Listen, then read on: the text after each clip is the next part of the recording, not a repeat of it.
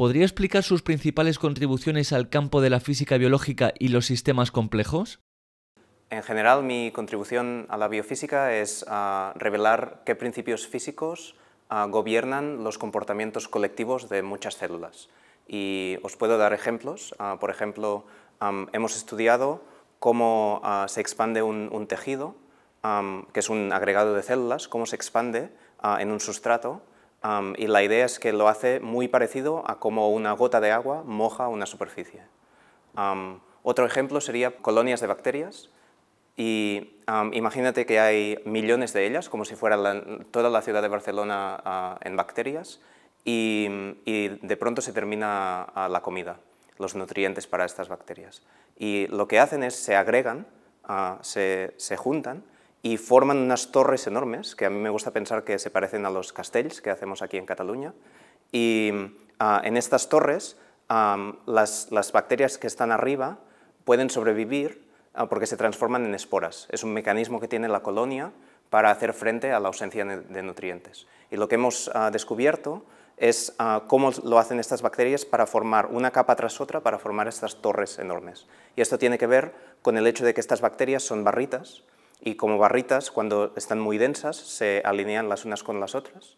Y hay puntos especiales donde esta alineación entre bacterias se pierde, y hemos descubierto que es justo estos puntos los que la colonia utiliza para hacer saltar unas bacterias encima de otras y formar estas capas que les permiten al final formar estas torres enormes, y esto es lo que les permite sobrevivir a periodos de hambruna.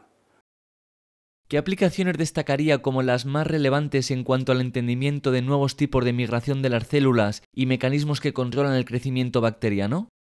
Pues hay, de hecho, muchas posibles aplicaciones.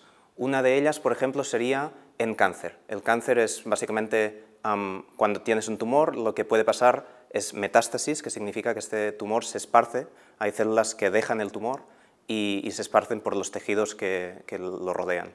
Y lo que, con nuestros estudios de cómo las fuerzas que ejercen las células les permiten migrar, podemos básicamente tener ecuaciones físicas que describen este proceso de esparcimiento del tumor. Y con esto lo que esperamos es algún día poder tener terapias que afecten las fuerzas que las células ejercen y puedan parar el proceso de metástasis mecánicamente, afectando las fuerzas que las células necesitan ejercer. Y otra posible aplicación, por ejemplo, es también otro caso en que un tejido tiene que expandirse, es en la implantación de un embrión. Y allí también se pueden hacer intervenciones a nivel mecánico para que las células puedan ejercer las fuerzas necesarias para que el embrión se pueda implantar en el útero, y esto podría, por ejemplo, impactar los procesos de in vitro, de fertilización in vitro, para que sean más eficientes y seleccionar solamente los embriones que tengan las propiedades mecánicas adecuadas para que se implanten. ¿Cómo nació su vocación por la física? Pues para mí el primer contacto con la física fue que de pequeño quería ser meteorólogo. Y me gustaba muchísimo el espacio del tiempo en los telediarios, y creo que lo que me fascinaba es el hecho de que tuviéramos la capacidad de predecir qué tiempo haría, ¿no? Que predecir el futuro, que de algún modo tuviéramos un conocimiento suficiente del mundo como para poder predecir el comportamiento de un sistema tan complejo como la atmósfera. Y a partir de allí empecé a tirar del hilo y me di cuenta que lo que realmente quería estudiar era física, que es esta ciencia que te permite hacer esto. Y a partir de allí descubrí ya todos los campos de la física, y hacia el final de la carrera fue mi director de tesis, Jaume Casademunt, que básicamente me inspiró a hacer la tesis en biofísica, y para mí el punto clave fue que él me descubrió que una de las fronteras de la física estaba en aplicarla a la biología, en intentar utilizar las técnicas y las ideas de la física para entender el comportamiento de estos sistemas tan complejos que son los biológicos, los sistemas vivos, y que esto era una frontera que era pues, muy fructífera porque mezclaba ideas de dos campos muy distintos. ¿Qué aspectos de la investigación en física le resultan más motivadores y cuáles son los más difíciles? Pues sí, creo que el aspecto más motivador de la investigación para mí son las preguntas. una buena pregunta es lo más motivador, ¿no? Tú ves, en mi caso, pues veo a veces muchos vídeos de comportamientos de células y eso te lleva a una pregunta, ¿no? que es ¿cómo está pasando esto que veo en el vídeo? Y esto para mí es lo más motivador, es lo que te fuerza a pensar, a generar ideas para generar una teoría que pueda explicar lo que ves. Y después lo que también es muy motivador es discutir estas ideas. Y esto pasa, por ejemplo, cuando das charlas. Me gusta mucho dar charlas porque es una excusa, es una forma de discutir ideas con el público y ver qué piensan ellos. Y también ir a congresos. Allí también muchas veces vuelvo muy motivado de un congreso porque he podido discutir ideas con mucha otra gente y vuelves con muchísimas ideas nuevas. Y quizás las partes más difíciles son cuando no sabes por dónde coger un problema, ¿no? Ves un problema que te gustaría resolver y no sabes ni por dónde empezar o no sabes qué tipo de física utilizar para resolverlo.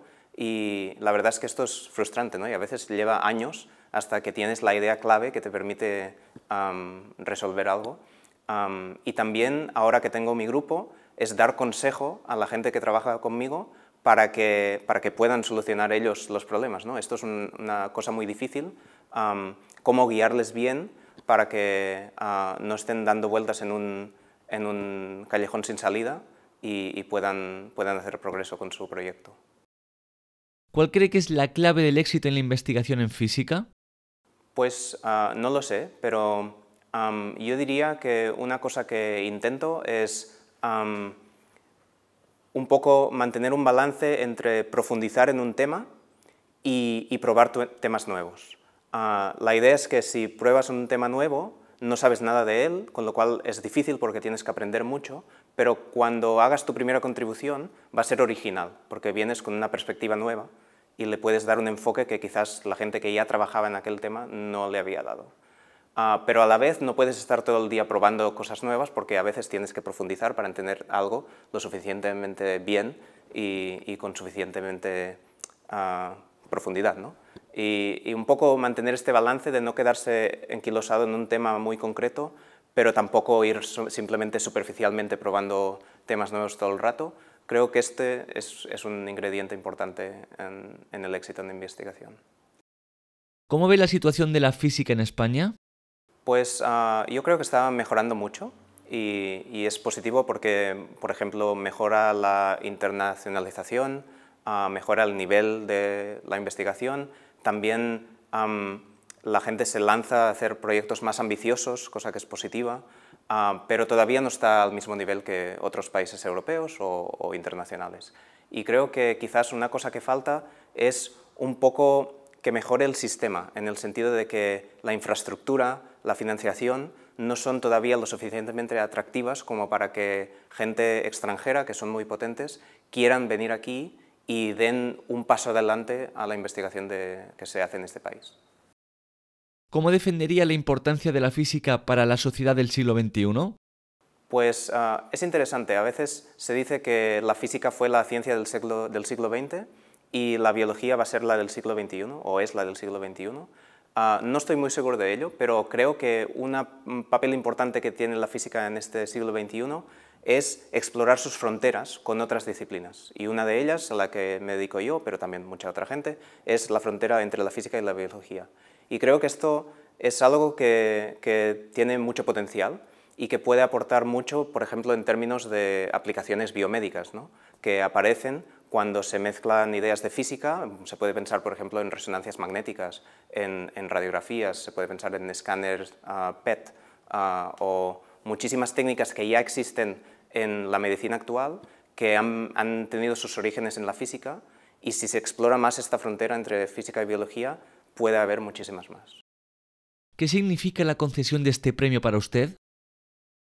Pues, en primer lugar, un gran reconocimiento al trabajo que hemos hecho, y esto siempre se agradece muchísimo, que te reconozcan el trabajo.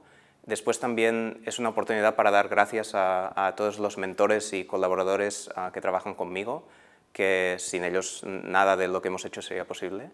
Y después también es otra oportunidad para que se dé a conocer la investigación que hacemos a nivel social. Un problema que a veces existe, sobre todo en España, es que la sociedad no reconoce lo suficiente a sus investigadores, y iniciativas como este premio ayudan a que la investigación llegue a todo el espectro social.